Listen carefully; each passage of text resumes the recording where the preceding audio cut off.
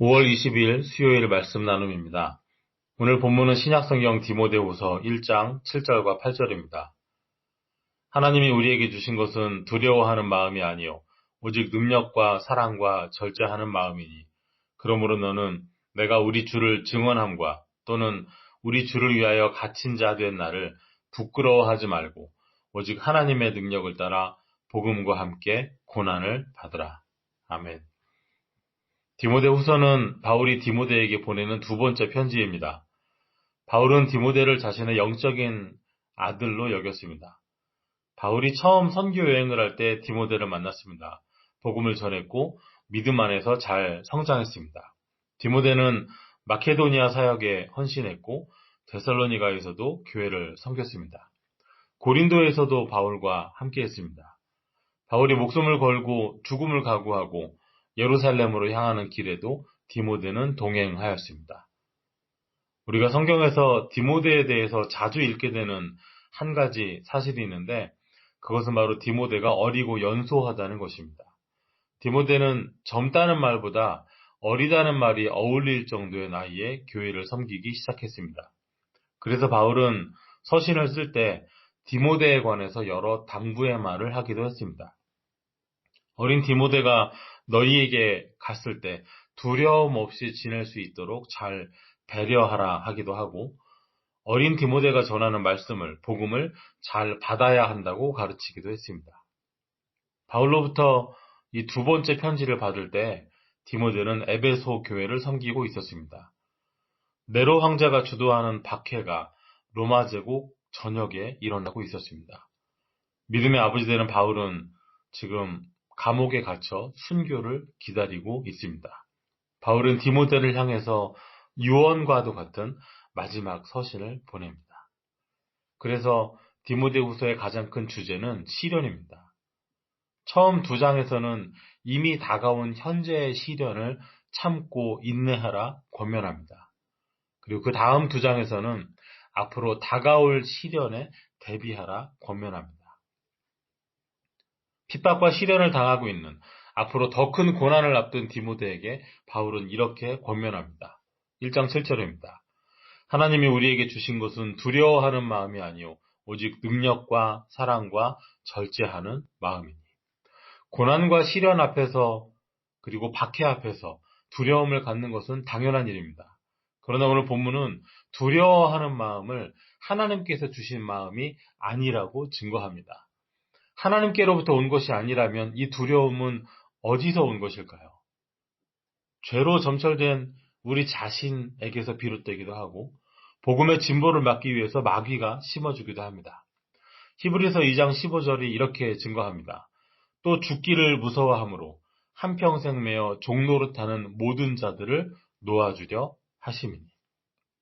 예수님께서 우리와 똑같이 혈과 육으로, 다시 말해서 육신으로 오셔서 고생하시고 고초를 당하시고 죽으신 목적은 죽기를 무서워함으로 평생에 그 공포와 두려움에 사로잡혀 종노릇하는 우리를 놓아주려, 곧 풀어주시기 위함이라 하였습니다.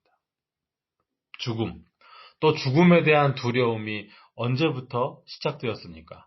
아담과 하와가 범죄함으로 그때부터 시작됐습니다. 두려워하는 마음은 하나님으로부터 주어진 것이 아닙니다. 하나님께로부터 시작된 것도 아닙니다. 무서워하고 그 두려움에 매어서 죄에 매어서 죄의 종이 되어 사는 것은 범죄가 있었기 때문입니다. 그리고 이 죄의 문제는 예수님의 십자가 죽으심으로 값이 치루어지고 해결되었습니다. 왜 교회를 섬기는 디모데에게, 왜 믿음의 삶을 살아가는 우리에게 두려움이 생길까요? 왜 우리의 마음속에 두려움이 심어질까요?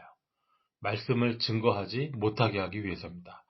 믿음대로 살아가는 신앙의 삶을 살지 못하게 하기 위해서입니다. 절대로 넘어가서는 안 됩니다. 믿음 앞에 두려움이 생길 때 이 두려움은 하나님께서 주신 것이 아니다. 단호하게 말할 수 있어야 합니다. 두려움에 빠지면 복음을 증거하지 못하게 됩니다. 두려움에 빠지면 복음을 위해 고난받는 것을 부끄럽게 여기게 됩니다. 두려움에 빠지면 그 결과 고난 앞에 무너지게 됩니다. 내 마음에 두려움이 있는 걸 보니까 이게 아닌가 봐. 내 마음에 두려움이 가득한 걸 보니까 이 일은 주님 주시는 일이 아닌가 봐. 두려움을 믿음의 길을 이탈하는, 사명을 외면하는 구실로 삼아서는 안 됩니다. 두려움이 찾아올 때 하나님께서 우리에게 주신 것에 집중해야 됩니다. 1장 7절을 다시 살펴보겠습니다. 하나님이 우리에게 주신 것은 두려워하는 마음이 아니요 오직 능력과 사랑과 절제하는 마음이니. 하나님께서 우리에게 주신 것은 오직 능력, 사랑, 절제하는 마음입니다. 하나님께서 우리에게 주신 것 첫 번째는 능력입니다. 이 능력이라는 말에서 지금 우리 시대에 자주 쓰이는 단어가 하나 나왔습니다. 바로 다이너마이트입니다. 성경 원어에는 dynamit라고 되어 있습니다. 우리 성경의 능력으로 번역된 이 말씀의 의미를 잘 이해하려면 원래 단어에서 파생된 다른 단어들을 살펴보면 도움이 됩니다. 우리말로 번역하면 이렇습니다.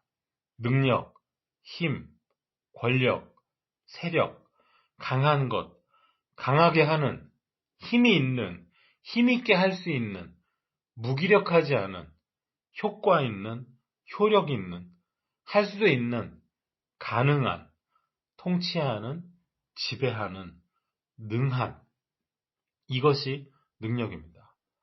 제가 왜 이렇게 능력을 성경 단어의 의미를 여러 개 찾아서 나누는 이유가 있습니다. 우리 기독교 신앙 안에서 능력하면 떠오르는 전형적인 이미지가 있기 때문입니다. 7, 80년대 그러니까 부흥회 많이 하던 시대에는요. 능력 그러면요. 부흥 강사 목사님 손끝에서 뭔가 나가는 그 마이크에 대고 씩 하면서 안수기도 하는 이미지들이 많이 떠오릅니다. 요즘에는 이런 흐름이 좀 줄었다 싶지만은 10대 청소년들을 대상으로 하는 수련회나 집회에서 조금 세련되게 바뀌었을 뿐이지 이런 흐름이 여전히 있습니다. 이런 기도를 받으면 뭔가 기도받는 사람에게 에너지 같은 게 주입되는 것 같은 그런 인식이 지금도 많이 남아 있습니다. 하지만 성경이 말하는 능력은 복음 전하는 능력입니다. 복음대로 살아가는, 말씀대로 행하는 능력입니다. 말씀으로 복음을 강하게 전하고 말씀을 듣는 사람을 힘있게 해주고 한 사람을 신앙을 통하여 능한 사람 되게 하는, 자기의 삶을 온전히 다스리는 사람 되게 하는 것이 가시적으로 나타나는 능력입니다. 우리 모두가 하나님께서 주시는 능력을 소유하기 바랍니다. 어떤 상황 속에서도 두려움이 아닌 확신으로 말씀을 전하고 증거하고 살아낼 수 있는 능력 소유하게 되시기를 진심으로 바랍니다. 하나님께서 우리에게 주신 것 두 번째는 사랑입니다. 능력이 있으면 고난도 이길 수 있습니다. 그러나 고난을, 핍박을 이기는 것이 전부가 아닙니다. 핍박하는 사람들도 품을 수 있어야 합니다. 네로 시대의 그리스도인들은 전혀 모르는 낯선 군인들에 의해서만 고초를 겪은 것은 아니었습니다. 예수님을 믿는 이웃을 로마 당국에 고발한 사람, 로마 군대에 고용되어서 온갖 더럽고 추잡한 일들을 감당해야 했던 사람, 예수님을 부인하고 로마 황제를 신으로 섬기라고 매질을 하고 고문을 하고 성경책과 사는 집에 불을 지르던 사람들은 박해가 시작되기 전에는 웃는 얼굴로 안부를 묻던 이웃들이기도 했습니다. 그들도 품어야 했습니다. 품으려면 사랑이 있어야 했습니다. 그래서 하나님께서는 능력과 함께 사랑도 주셨습니다. 하나님께서 우리에게 주신 것 세 번째는 절제입니다. 능력만 있고 절제가 없으면 휘두르게 됩니다. 그래서 성령의 열매에도 절제가 있습니다. 능력만 많고 사랑과 절제가 없으면 사람들이 따르나요? 그 사람을 통해서 주어지는, 그 사람을 통해 전해지는 복음을 받아들일까요? 능력만 있고 사랑도 절제도 없는 사람은 무서운 사람입니다. 두려움의 대상이 됩니다. 능력 있는 걸 누가 부인할 수 있겠어요? 하지만 그를 따르지는 않습니다. 바울은 이것을 알았고 지금 디모데에게 가르치고 있습니다. 하나님께서 우리에게 주신 능력과 사랑, 절제하는 마음을 가지고 무엇을 해야 할까요? 구체적으로 어떤 일을 감당해야 할까요? 디모데는 무엇을 요구받았을까요? 8절이 말합니다.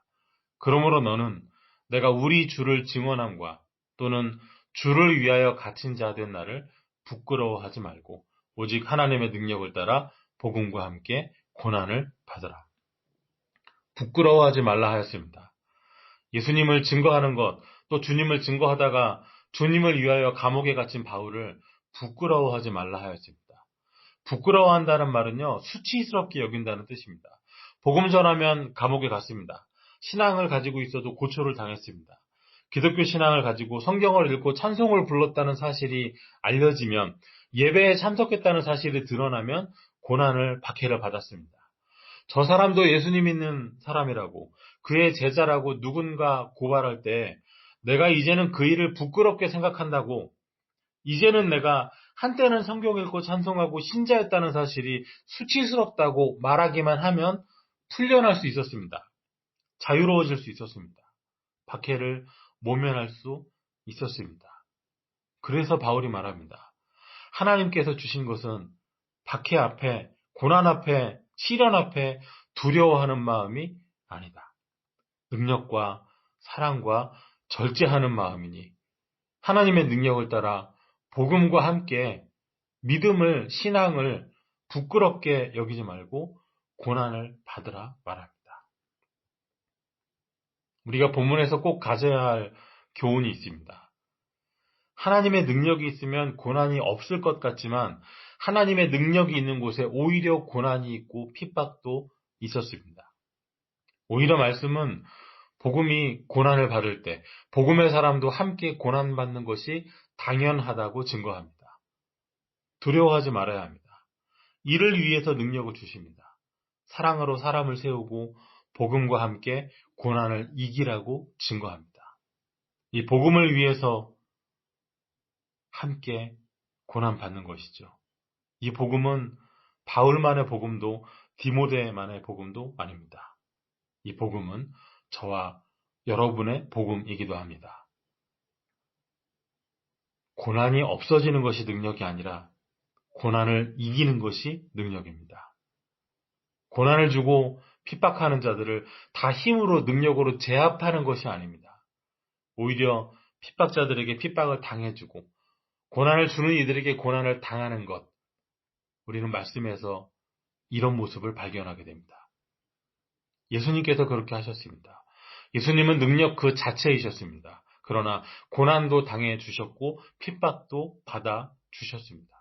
우리의 구원을 위해 그렇게 하셨습니다. 오히려 핍박하는 사람들을 불쌍히 여기셨습니다. 아버지 저들을 사하여 주옵소서 자기들이 하는 것을 알지 못함이니이다. 핍박자들을 향해 주님은 이렇게 기도하셨습니다. 두려움은 하나님께서 주신 것이 아닙니다. 능력과 사랑과 절제를 가지고 우리 믿음에 닥친 고난을 능히 이겨내는 저와 여러분 되시기 바랍니다. 오늘 우리를 두렵게 하는 것은 무엇일까요? 오늘 우리가 가장 두려워하는 것은 무엇일까요? 두려움이 닥칠 때 이 말씀을 기억하시기 바랍니다. 두려움은 하나님께서 우리에게 주신 것이 아닙니다. 하나님께서 우리에게 주신 것은 믿음 안에서 주 안에서 주어지는 능력과 사랑과 절제입니다. 기도하겠습니다. 하나님 감사합니다. 우리 삶에 고난이 있을지라도 두려운 마음에 무너지지 않게 하여 주시옵소서. 오직 하나님께서 주시는 능력과 먼저 보여주신 사랑과 절제로 우리에게 주신 이 생명의 복음을 증언하며 살아가게 하여 주시옵소서. 두려움과 아픔을 이겨낼 수 있는 힘을 주시고 생명의 기쁨을 누리게 하여 주시옵소서. 예수님 이름으로 기도하옵나이다. 아멘.